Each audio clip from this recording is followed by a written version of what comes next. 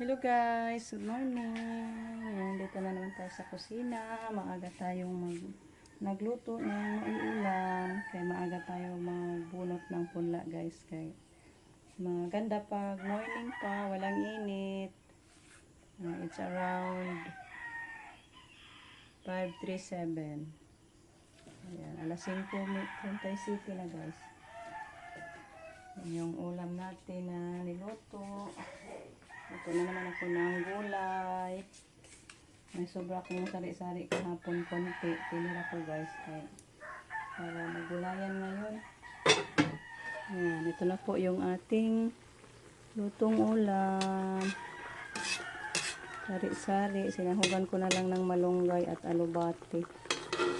Para may ano pa. Kasi konti na lang yung sari-sari ko guys. So yan, malapit na ito maluto. Kaya kumulo na. Tikman natin.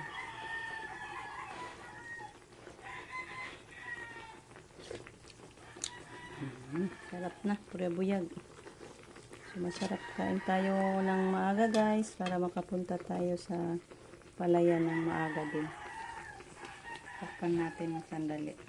Okay. Para maluto pa yung alubati, medyo hilaw pa. Si Gian nandun na, kumain na guys.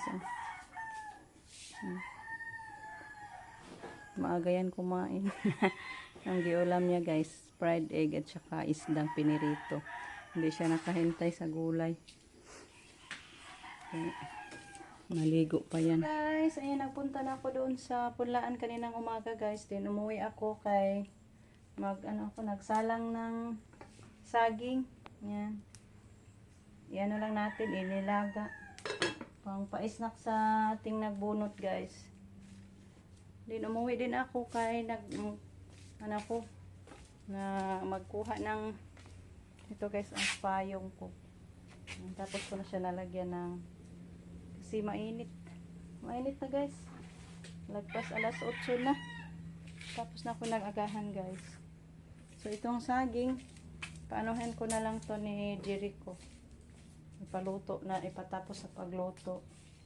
Ay balik na ako guys, then pauwi pa naman ako. Pag uwi ni Rico, nagbili ng maiulam. Pauwi na naman ako mamaya, magluto ng maiulam. Si Jericho, sinabihan ko na pasaingon lang ng kanin. At saka ito, ipahati doon kung maluto na yung saging, ipahati doon sa punlaan. So, balik na ako guys. Iwan ko lang tong cellphone ko kay baka mahulog sa palayan. Ang swerte guys kung mahulog. Kaya hindi ako video doon, nagbunot ako kay safety ko muna yung cellphone ko. Kung naalala ko noon yung cellphone ko guys na nahulog sa punlaan, nasira. Kaya it's okay na lang, ano ko na lang tong cellphone, iiwan. So bye for now guys. Punta na ako doon, balik sa punlaan. Hello guys, ayan, tapos na kami nagbunot. Hapon na guys, umuwi na yung mga kasamahan ko nagbunot guys. Ayan, ito po yung mga nila, mga kuha nilista ko guys, para hindi tayo malilito pag magbayad. Dami-dami yung namin punla. Umabot ng 846. Then times 2 kasi tag 2 pesos man ang bayad guys. Laki-laki yung nabayaran natin. Ito po guys yung kay Ate Lorena, kay Nang Daddy, kay Ate Toria, Ate Susan, kay Day Iba, at sa akin. And sa akin nakuha is lang 154.